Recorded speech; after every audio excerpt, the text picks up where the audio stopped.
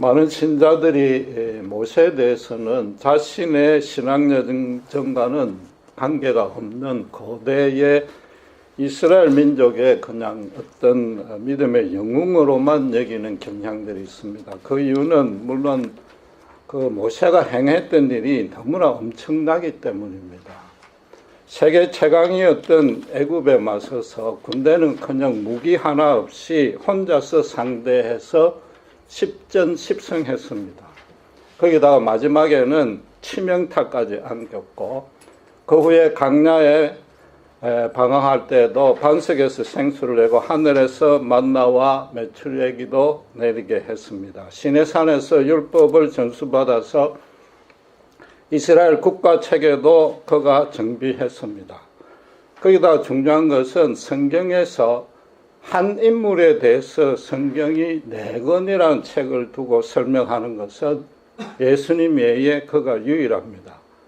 신명기 18장 18절에는 앞으로 모세 같은 선지자가 메시아로 올 것이라고 예언했습니다. 그래서 모세를 예수님과 거의 대등한 위치에 둘 정도입니다. 그러나 여러분, 모세가 이룬 업적은 스스로 행한 것은 단 하나도 없습니다. 전부 다 하나님이 행하신 것이고 모세는 그 하나님의 대행자로서의 역할에만 충실했을 뿐입니다. 모세가 비록 예수님을 가장 잘 예표는 할지언정 예수님과 비교되는 인물은 절대 아닌 것입니다. 유대인들이 예수님이 그렇게 많은 표적을 베풀었는데도 예수님을 모세 같은 선지자, 즉 메시아로 인정하지 아니했던 결정적인 또 다른 이유가 하나 있습니다. 예수님의 기적은 오병이어의 기적을 빼고는 모든 그 기적의 수혜자가 개인이었습니다. 개인에게 기적이 일어났습니다. 반면에 모세가 일으킨 기적은 전부 이스라엘 민족 전체가 혜택을 누리는 기적뿐이었습니다. 그러니까 실제로 예수님이 오병이의 기적을 베풀자 유대인들이 그를 왕으로 삼으려고 몰려들었고 예수님이 그걸 거부를 하니까 그 예수님 당시부터 오늘날 지금까지도 유대인들은 이스라엘 나라 전체, 그 전체를 회복시키는 메시아를 기다리고 있는 겁니다. 그러니까 유대인들이 예수님에 대해서 미처 몰랐거나 알고도 인정해 주기 싫었던 한 가지 사항이 있는 겁니다.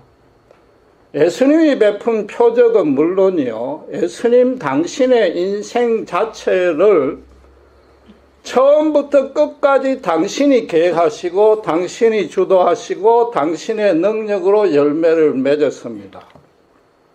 인류 역사상 자기 인생을 자기 뜻대로 100% 충실하게 충족하게 산 인생은 단 한 명도 없습니다.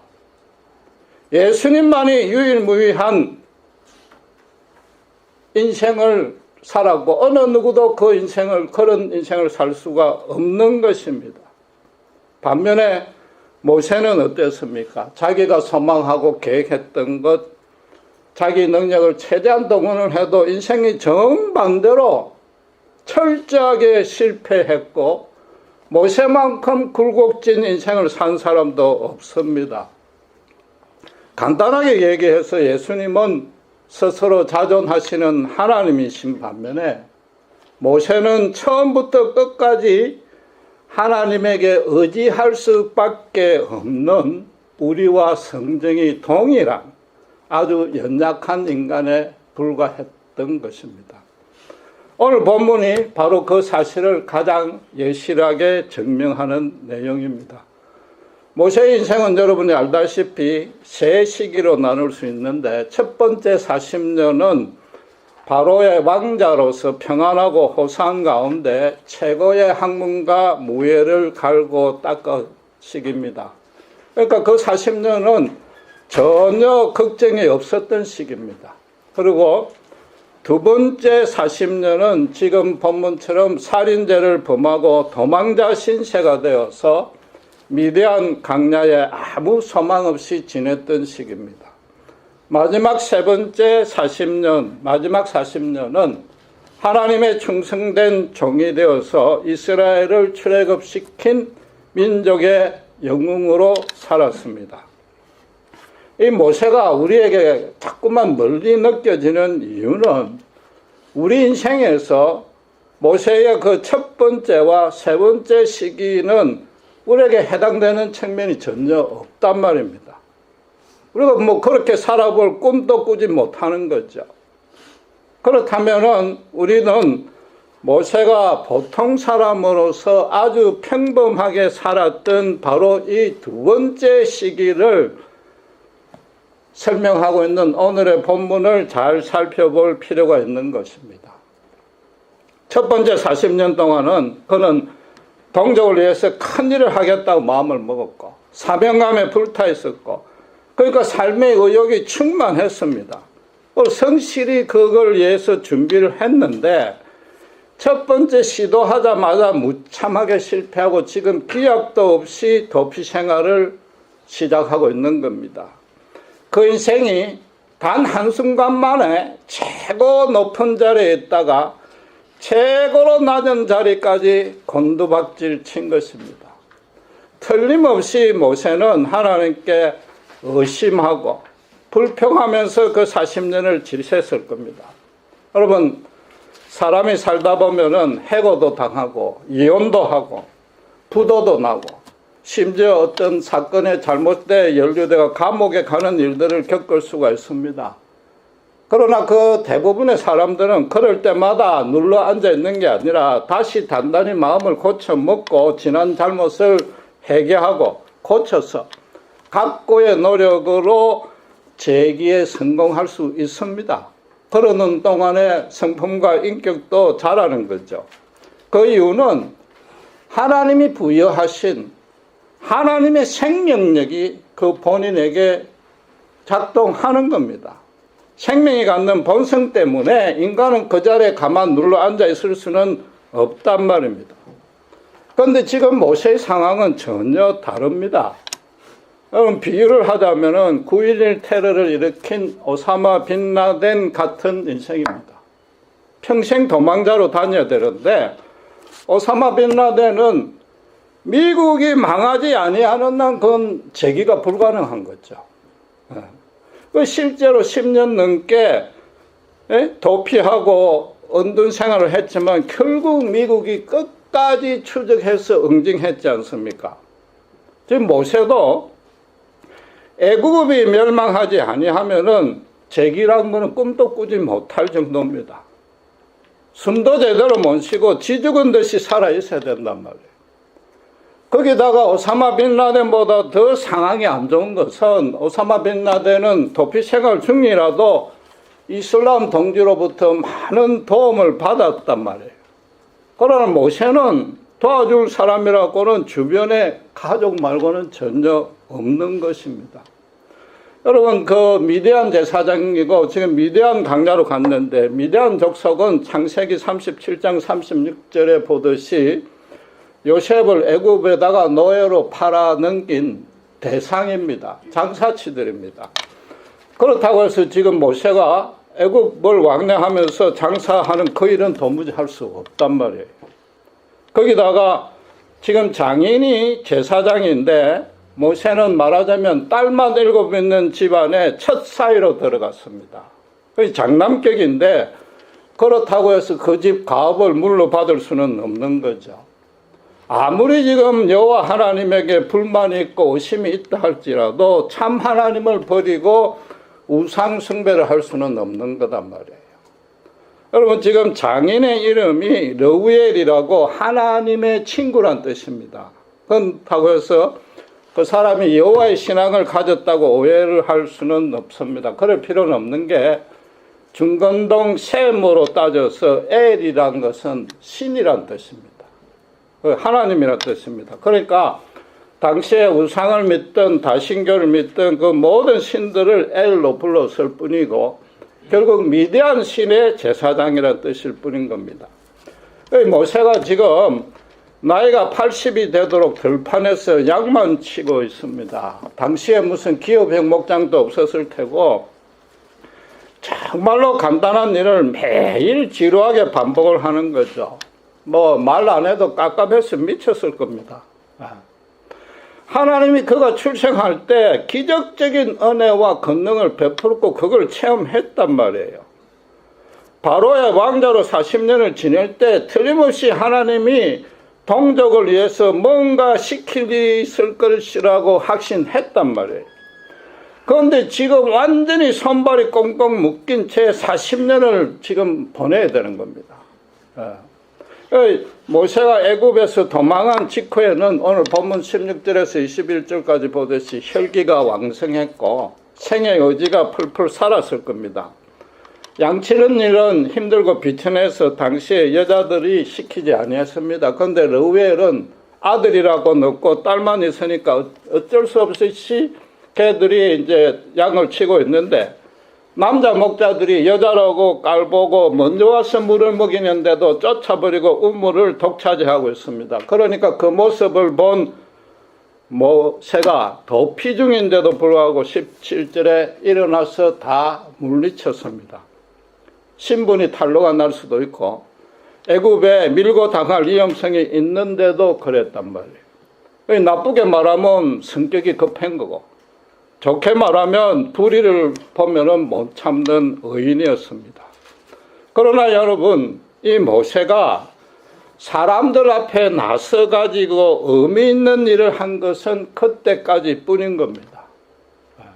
80년의 인생 동안에 애굽 관원 죽였던 거와 지금하고 딱 두 번만 나름대로 의미 있는 일을 했고 그 이유는 철저하게 언둔되고 고립된 생활을 한 겁니다. 아마 처음 초기에는 틀림없이 내가 그때 애국 관원을 죽일 때 조금만 더 세심하게 주위를 살펴가지고 안 들켰더라면은 이런 신세가 안 될 텐데 두고 아마 후회했을 겁니다. 그러니까 자신이 그 급한 성격 때문에 실패했다는 걸 자신도 알기 때문에 미디안 족속들하고 같이 살지만 그들과 살면서 혹시라도 또 급한 성격으로 충돌할까 염려가 되니까 거기다가 신을 믿는 신이 다르니까 더더욱 혼자만 지냈단 말이에요. 계속해서 하나님과 씨름을 하는 거죠. 모세는 지금 완전히 식물인간과 방불한 겁니다. 자신의 인생에 뭔가 큰 꿈과 계획을 꿀 수도 없고 심지어 자기 자신의 성장을 위해서도 뭘 할 수 있는 일이라고는 단 하나도 없단 말이에요. 그러니까 모세의 마음에 어떤 생각이 들겠습니까? 하나님 이럴 거면 저를 바로의 왕자로 차라리 안 삼아 주셔야 될 것 아니냔 말이지. 나일강에 던져질 때 왜 저를 건졌습니까? 차라리 아그밥이 되도록 놔두시지요. 욥처럼 모태에서 태어나지 마는 게 더 좋았을 것 아닙니까? 그런 원망까지 했을 것이단 말이에요. 하나님 분명히 저를 하나님의 소명자로 세웠는데 시작하자마자 좌절시킨 이유는 뭡니까? 차츰 자신이 받은 그 소명조차도 의심을 하게 됐을 겁니다. 내 인생에 대한 하나님의 계획과 뜻이 대체 무엇인가? 아예 처음부터 다시 시작한다는 각오로 기도했을 것이고 하나님의 뜻을 묻고 또 물었지만은 그건 결국 일방적인 짝사랑이었고 하나님은 계속해서 묵묵부답이었습니다. 그게 얼마나 오래 걸렸다고요? 무려 40년이 걸린 거죠. 무려 40년 동안. 아마 처음 몇 년은 매일마다 눈물로 기도했을 겁니다. 그럼 몇 년 지나고 나서는 그마저 기도하는 것도 포기하고 아예 체념하고 지냈을 겁니다.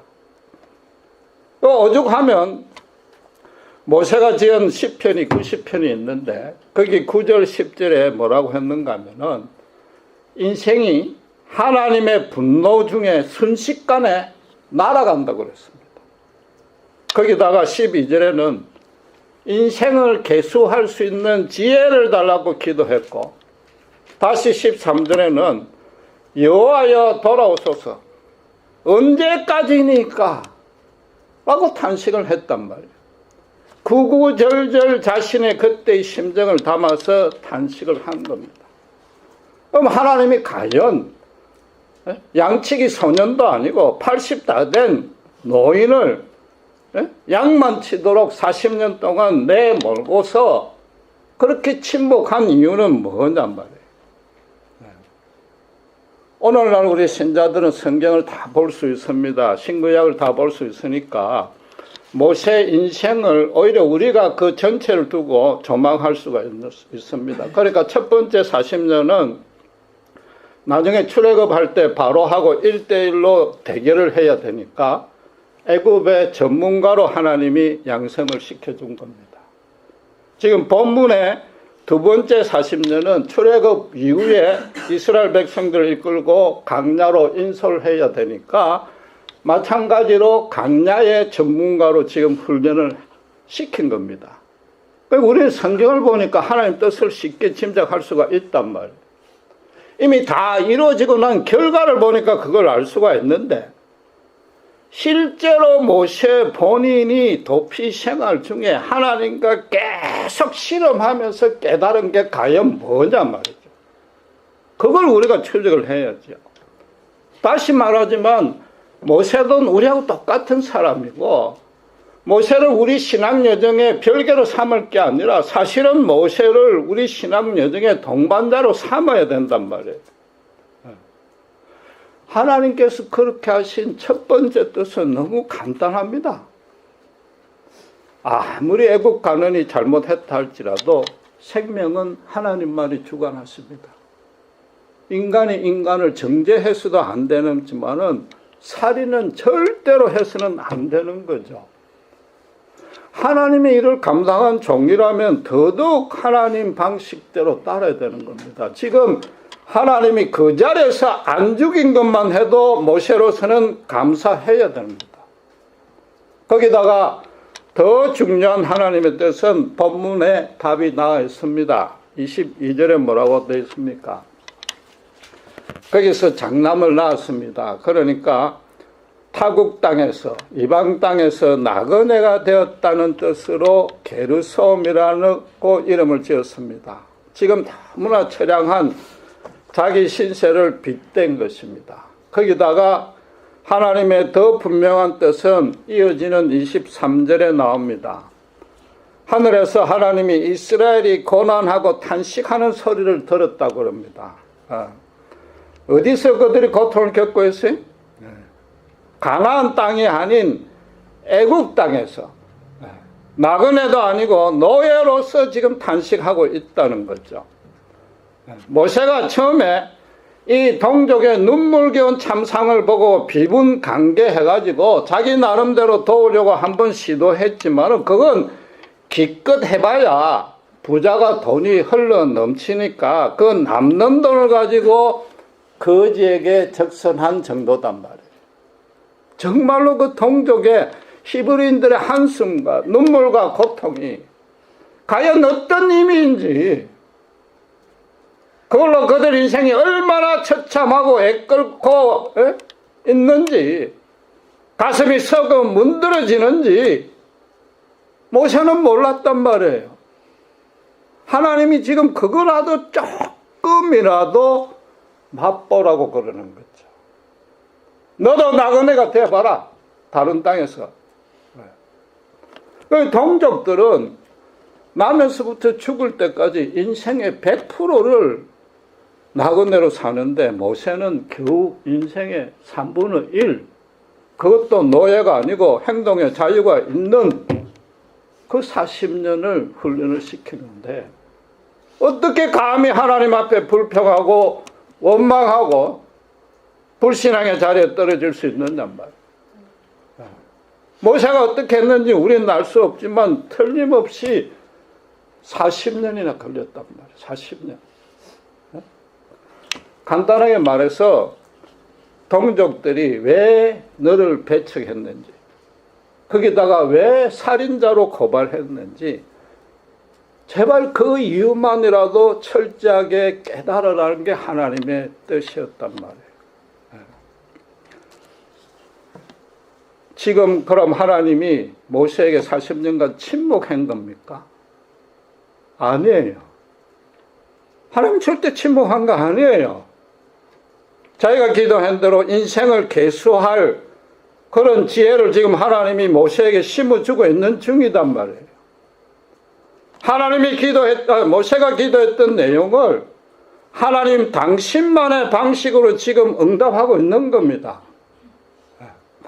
모세가 겉으로 볼 때는 침묵하고 있는 것 같아도 하나님이 지금 실제로 행동으로 역사하고 있습니다. 어떻게 역사하고 있어요?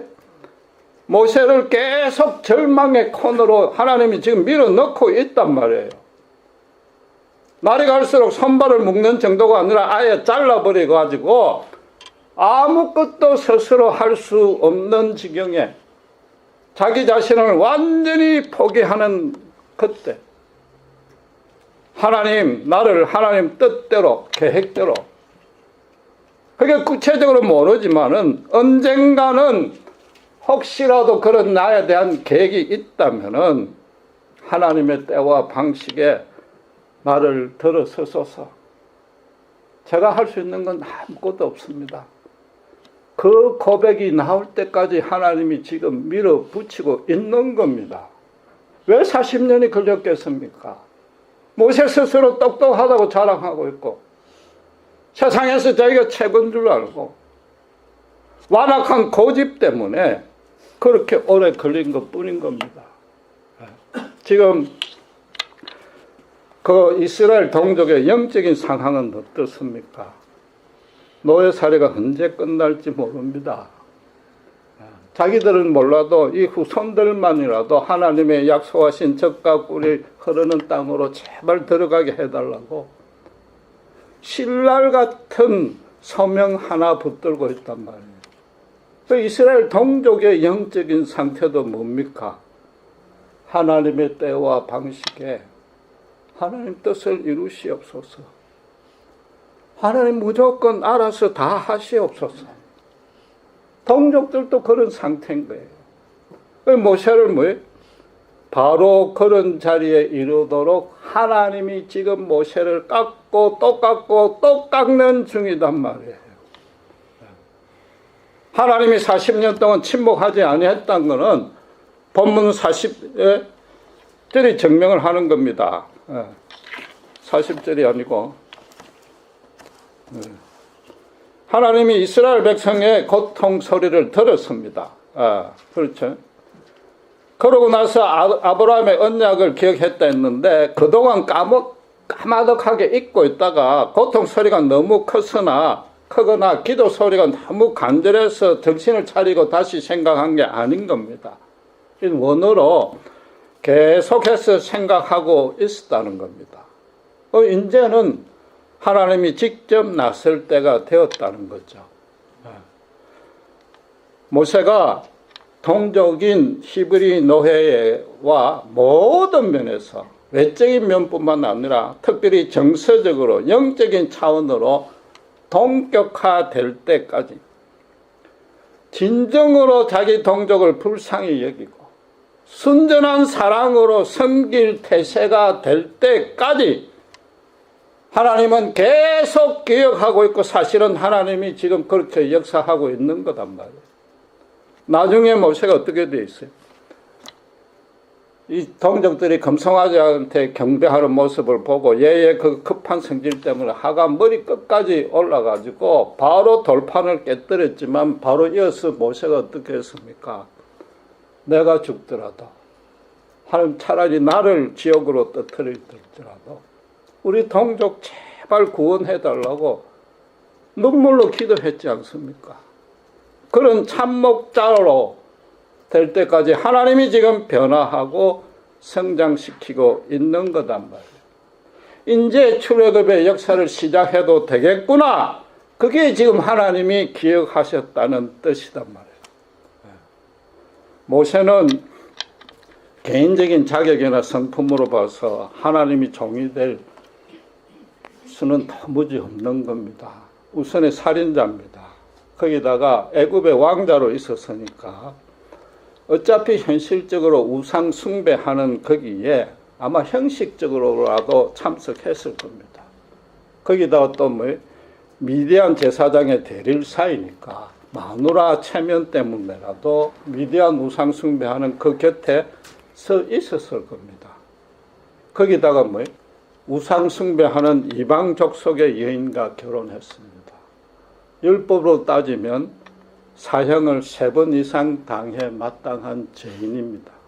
그런데 하나님이 그를 어떻게 했어요?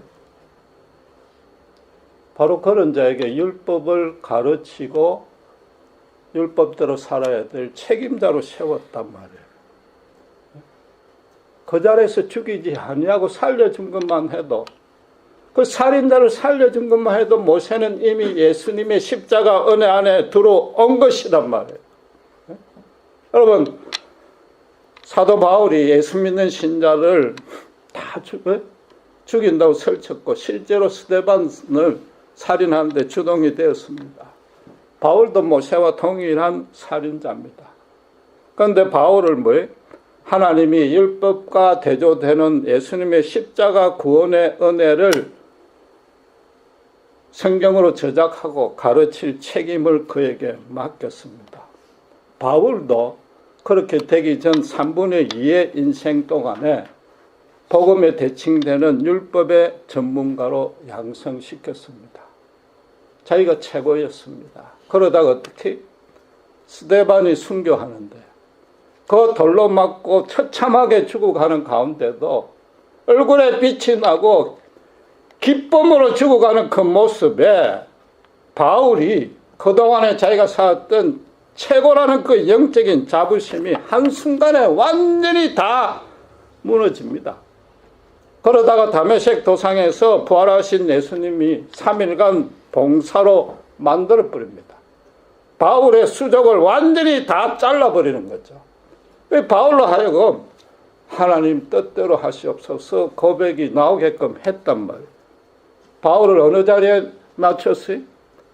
예수 믿는 신자의 고백과 동일한 영적인 차원으로 끌어내렸단 말이에요. 모세든 바울이든 둘 다 살인자다. 하나님이 있는 모습 그대로 받아서 용서해 주시고 사랑으로 변화시켜 주시고 본인들이 하나님 앞에 완전히 항복하자. 그러고 하나님이 그동안에 나에게 침묵한 것이 아니라 단 한 번도 나를 떠나지 아니하고 나에게 더 강력하게 역사하시고 하나님의 계획대로 이끄셨는데 그렇게 한 목적이 나야말로 세상의 천하의 죄인의 개수요. 나야말로 가장 불쌍한 인간이요. 예수님의 십자가 은혜 없이는 단 한 번도 제대로 설 수 없다는 그 고백이 나오게끔 하나님이 역사하셨단 말이에요. 그러고 난 이후에 하나님이 바울도 사용하시고 모세도 들어 사용한 거죠. 모세는 예수님과 비교될 자리가 아니라 바로 이 바울과 비교되어야 되는 거죠. 여러분, 지금껏 제가 모세에 대한 이야기를 한 게 아니고 우리에 대한 얘기를 한 거죠. 우리 모두가 이 땅에 나그네입니다. 특별히 우리 미국에 이민만 있는 우리는 그게 더 실감이 나는 겁니다. 우리의 영원한 시민권은 천국에 있습니다. 그 천국 갈 동안 이 땅에서 문제와 고난이 절대로 거치지 않습니다. 아무리 기도했는데도 문제가 안 났고 하나님이 침묵하다 못해 부재하고 있는 것처럼 보일 수 있습니다. 특별히 이민 초기에는 그냥 한국에 남아있었더라면 지금보다 훨씬 더 잘 나갔을 텐데 후회했을 수 있고 하나님이 왜 나를 이런 막다른 골목에 밀어 넣었는지 의심하고 원망했을 수 있으며 아직껏 그 문제가 완전히 해결 안 났을 수도 있습니다. 거기다 미국에서 어차피 마이너리티로 사는 우리는 한계가 있고 내 인생에 내 나름대로 큰 뜻을 펼쳐보기에는 구제적으로 불가능하니까 미리 지금부터 힘이 빠져서 있을 수도 있단 말이에요. 대체 하나님, 내 인생에 대한 계획이 뭡니까? 다시 또 묻고 물을 수 있는 겁니다. 여러분, 그 하나님의 뜻에 대해서 어렵게 생각할 것 없습니다. 간단합니다. 우리도 모세처럼 우리 수족을 묻고 있는 겁니다. 하나님이 우리를 식물인간으로 만들고 있는 겁니다. 문자 그대로 이 땅에서는 나그네로 살 수밖에 없다는 그 사실을 철두철미하게 깨닫도록 하는 게 하나님의 뜻이란 말이에요. 하나님이 우리 모든 신자에게 원하는 건 딱 하나입니다.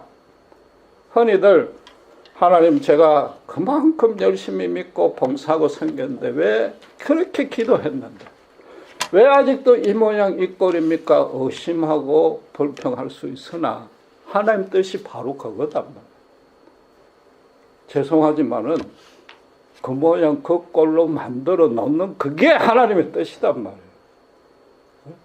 하나님이 우리를 일부러 억지로 나쁜 일을 생기게 하거나 그 자리에 좌절시키려고 하는 뜻이 아니고 내 잘난 것, 내 어려운 것, 내 능력 철저하게 다 부수시는 것, 그게 하나님 뜻이단 말이에요. 그래 어떻게? 하나님 당신의 때와 방식에 혹시라도 저에 대한 계획이 있다면 그때 하나님 뜻대로 저를 사용해 주시옵소서. 그 고백이 나오게 하는 것, 그게 하나님의 뜻이단 말이에요.